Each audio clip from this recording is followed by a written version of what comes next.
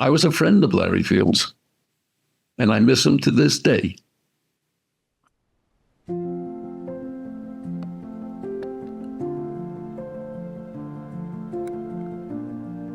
Larry was the kind of guy I immediately wanted as my mentor, as a friend and a mentor. He was somebody who was self-made and had become successful. He was a generation older than I am, and I just took to him I had a great dad in my life, but he was like a father figure to me. He was a go-getter, and he had the energy and the desire to always, he's better in himself, just setting the example that anybody could do this almost. He treated everyone in the same way, and there was no sort of code shifting of language when he spoke to you, whether you were the president of a company or whether you were the president of the United States or whether you were an intern or support staff, whoever you were. He spoke to everyone in the same way and looked at everyone in a very similar way. He understood, I think, that, while brains and talent are pretty widely distributed across a population, that opportunity is not. He wanted to enable generations more of young students who came into Baruch just like he did. The child of immigrant parents, going to Baruch changed the trajectory of his life in so many ways.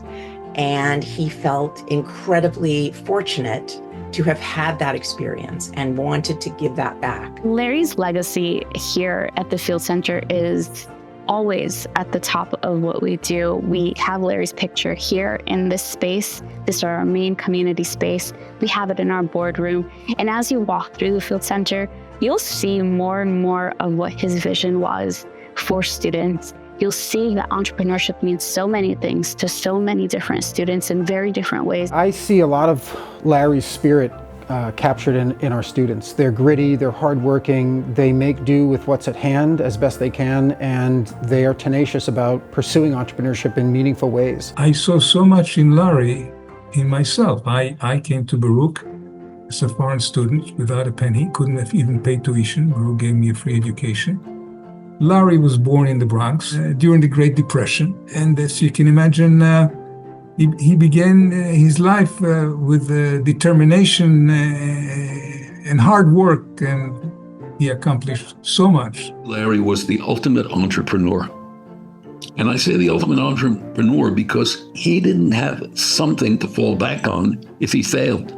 He had to succeed because there was no trust fund back there that he could depend on if he failed. He had to succeed. And it took enormous courage for him to do some of the things he did. I remember the first time we talked to Larry, he wanted to do something big and bold. And we thought maybe he'd want to do it in real estate. He said, no, in my heart of hearts, I'm an entrepreneur. Real estate happened to be the industry and place I deployed it, but I'm an entrepreneur. He sort of said, look, I'm not looking necessarily to build Googles. He wanted to see endless potential for our students and no limits to what they could do and reach. Being an entrepreneur was really in his lifeblood. I don't think he could have really done any other job. And I think he would admit that. He was a great salesperson, starting his career selling Dove soap. He sold more Dove soap than anyone ever. He had kind of grander ambitions for himself and felt that he could only really achieve those by creating his own business and working really hard. He went to New York Law on the GI Bill, but when he graduated, he spoke to some of his Baruch friends, and they said, forget law, Larry. You got to go into real estate. And all of that stemmed from his experience at Baruch College. The mission of Baruch hasn't changed. Larry made it clear to us that Baruch gave him the opportunity to succeed, and Baruch could do it for other students if we can be there to make sure that if a student can't afford the tuition, let's give him a scholarship so they can afford the tuition. Woohoo! This is fun. When I grow up, I want to be like Papa.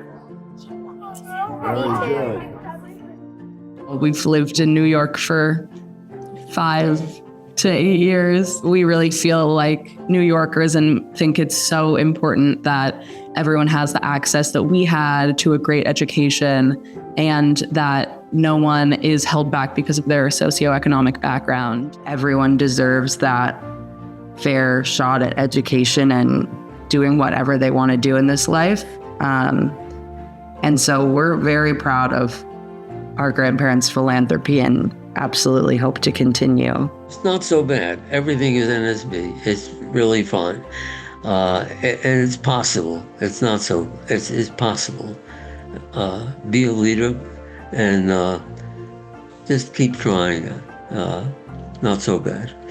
I think that we do pretty well. We're not so bad. Not so bad. Not so bad. Not so bad. Not so bad, Larry. Not so bad. Not so bad. Not so bad. Not so bad. I find that it does turn out, as long as you keep going, as long as you don't give up. Giving up, you'll never win.